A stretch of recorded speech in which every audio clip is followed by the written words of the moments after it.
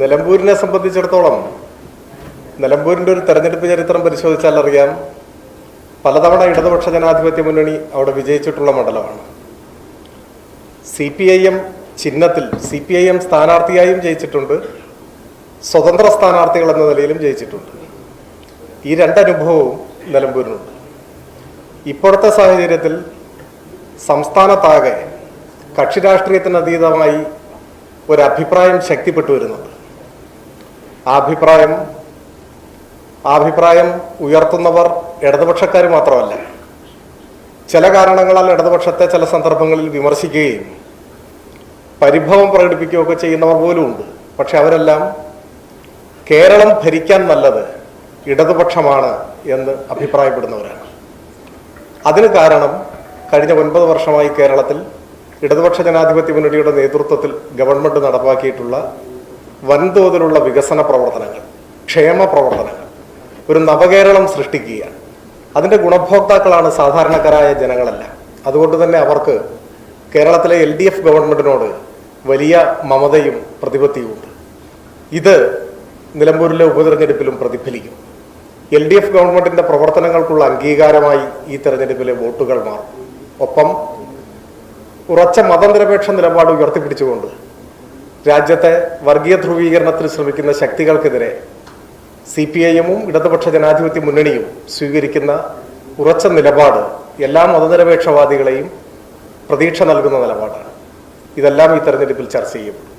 അതുകൊണ്ട് തന്നെ നല്ല ഉറച്ച വിശ്വാസം, ആത്മവിശ്വാസം LDF-ന് CPIM-നുണ്ട്. ഈ തിരഞ്ഞെടുപ്പ് കേരളത്തിലെ LDF ഗവൺമെന്റിന്റെ തുടർഭരണത്തിനുള്ള ഒരു നാന്ദിയായി മാറും എന്ന കാര്യത്തിൽ ഞങ്ങൾക്ക് യാതൊരു സംശയവുമില്ല.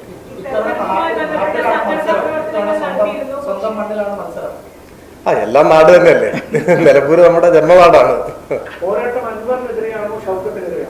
ഇടതുപക്ഷ ജനാധിപത്യ മുന്നണിയുടെ പോരാട്ടം എല്ലാ ഇടതുപക്ഷ വിരുദ്ധ ശക്തികൾക്കും എതിരെയാണ്. ഏതെങ്കിലും വ്യക്തി എന്ന നിലക്കല്ല. ഇപ്പൊ നിങ്ങൾ ഈ പറഞ്ഞ വ്യക്തികളെല്ലാം നമുക്ക് സൗഹൃദമുള്ളവരല്ലേ വ്യക്തിപരമായിട്ട്, എന്താ ഗുസ്തിയൊന്നും അല്ലല്ലോ. ഇത് ചില നിലപാടുകൾ, ആശയങ്ങൾ കേരളത്തെ ഒരു പുതിയ കാലഘട്ടത്തിലേക്ക് നയിക്കാനാണ്. ലോകത്തിലെ വികസിത രാഷ്ട്രങ്ങളുടെ, മധ്യവരുമാന രാഷ്ട്രങ്ങളുടെ ഒക്കെ ഒരു നിലയിലേക്ക് ഇവിടുത്തെ ജനങ്ങളുടെ ജീവിതത്തെ മുൻപോട്ട് നയിക്കാനാണ് LDF ഗവൺമെന്റ് ശ്രമിക്കുന്നത്. അതിൽ വ്യക്തിപരമായിട്ടുള്ള ഇഷ്ടാനിഷ്ടങ്ങൾക്കോ അങ്ങനെയൊന്നും നമ്മൾ ചുരുക്കി കാണാൻ പാടില്ല.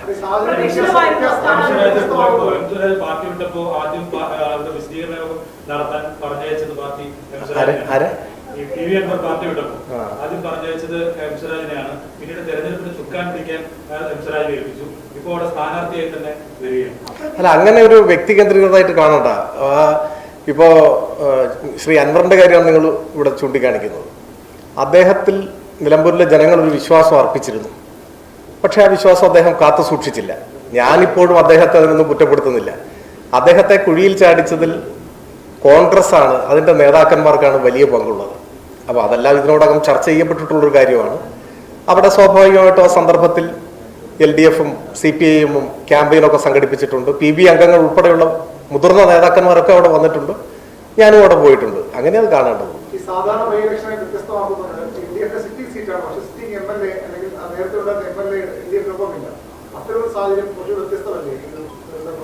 അല്ല, അങ്ങനെ ഒരുപാട് വ്യത്യസ്തതകൾ ഉണ്ടാവും ഓരോ തെരഞ്ഞെടുപ്പിലും. ഇതിനങ്ങനെ പ്രത്യേകതയൊന്നുമില്ല. അദ്ദേഹം ഇപ്പൊ എന്ത് നിലപാടാണ് സ്വീകരിക്കുന്നതെന്നും എനിക്കറിയില്ല. നിങ്ങൾക്കാണ് ഒരു പക്ഷേ അറിയുക. അതൊന്നുമല്ല ഈ തെരഞ്ഞെടുപ്പിലെ ഏറ്റവും പ്രധാനപ്പെട്ട ചർച്ചാ വിഷയം. ഈ തെരഞ്ഞെടുപ്പിൽ ഞാൻ വിചാരിക്കുന്നത് പ്രധാനമായും ജനങ്ങൾ ചർച്ച ചെയ്യുന്നത് ഈ കേരളം കൂടുതൽ അഭിവൃദ്ധിപ്പെടണം, അതിന് ഈ ഗവൺമെന്റ് നേതൃത്വം കൊടുക്കുന്ന പ്രവർത്തനങ്ങൾ കൂടുതൽ കരുത്തോടെ മുൻപോട്ട് പോകണം. അതിനാവശ്യമായ ഒരു വിധിയെഴുത്ത് നിലമ്പൂരിലെ ജനങ്ങൾ തീർച്ചയായും ഈ തെരഞ്ഞെടുപ്പിൽ രേഖപ്പെടുത്തും എന്ന കാര്യത്തിൽ ഞങ്ങൾക്ക് സംശയമൊന്നുമില്ല.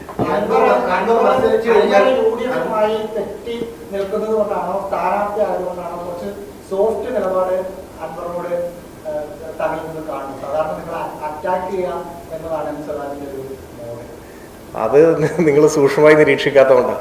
നമുക്ക് എല്ലാ മനുഷ്യരോടും സോഫ്റ്റ് നിലപാടല്ലേ. ആശയപരമായ കാര്യങ്ങളിൽ ദൃഢത ഉണ്ടാവും, അതിൽ വിട്ടുവീഴ്ച ഉണ്ടാവില്ല.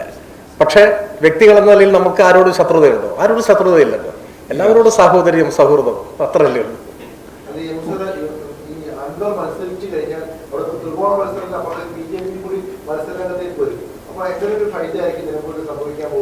അല്ല, ആർക്കും മത്സരിക്കാനുള്ള അവകാശമുണ്ട്. കേരളത്തിൽ ഏതൊരു വോട്ടർക്കും മത്സരിക്കാനുള്ള അവകാശമുണ്ട്. അതൊന്നും ഞങ്ങളെ ബാധിക്കുന്ന ഒരു പ്രശ്നമല്ല. ആര് മത്സരിക്കും എന്ന് നോക്കിയല്ല LDF നിലപാട് സ്വീകരിക്കുന്നത്. LDF നാടിന്റെ ഭാവിയെ കരുതി, ഇവിടുത്തെ ജനങ്ങളുടെ ഐക്യത്തെ കരുതി ഉള്ള നിലപാട് സ്വീകരിച്ച് മുൻപോട്ട് പോവുകയാണ്. ആര് മത്സരിക്കുന്നു എന്നതൊന്നും ഞങ്ങൾ അങ്ങനെ ഗൗരവമായിട്ട് എടുക്കുന്ന ഒരു കാര്യമല്ല. അത് അവരവരുടെ പ്രശ്നമാണ്, ഞങ്ങളുടെ ഒരു പ്രശ്നമല്ല.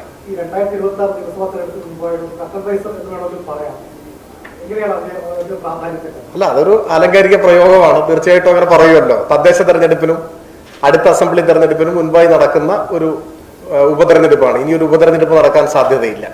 അപ്പൊ അങ്ങനെയൊക്കെ വിലയിരുത്തുന്നുണ്ട്. അതൊക്കെ ആലങ്കാരികമായ വിശേഷണങ്ങളാണ്, സ്വാഭാവികം. ഇന്നിപ്പോ ഇനിയും പോകാൻ സാധിക്കില്ലല്ലോ, ഇവിടെയല്ലേ. നാളെ തീർച്ചയായിട്ടും നാളെ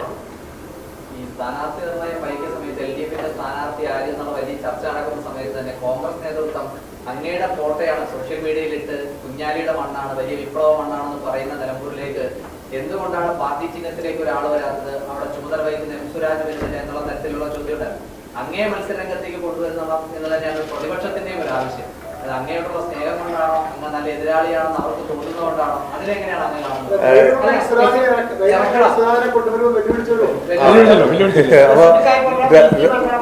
രണ്ട് കാര്യങ്ങളാണ്.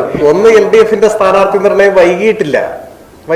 കാരണം ഒരു തെരഞ്ഞെടുപ്പിൽ നമ്മൾ സ്ഥാനാർത്ഥിയെ നിർണയിക്കുന്നത് ഇലക്ഷൻ കമ്മീഷന്റെ നടപടിക്രമങ്ങൾ അനുസരിച്ച് നാമനിർദ്ദേശ പത്രിക സമർപ്പിക്കാനുള്ള അവസാന ദിവസത്തിന് മുൻപ്, അതല്ലേ 2-ാം തീയതിയാണ് എന്ത് തോന്നുന്നു നോമിനേഷൻ സമർപ്പിക്കാനുള്ള അവസാന സമയം.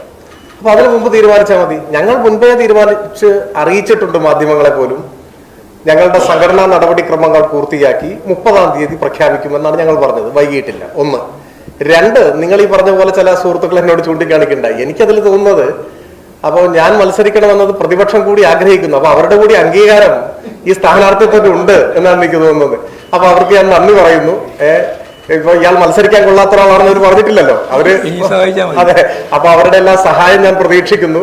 നിങ്ങളുടെ കൂടി അഭിപ്രായത്തെ മുഖവിലക്കെടുത്ത ഈ തീരുമാനത്തെ പിന്തുണയ്ക്കാൻ നിങ്ങളും ഉണ്ടാവണം എന്ന് ഞാൻ സ്നേഹപൂർവ്വം അഭ്യർത്ഥിക്കുന്നു. ഓക്കെ.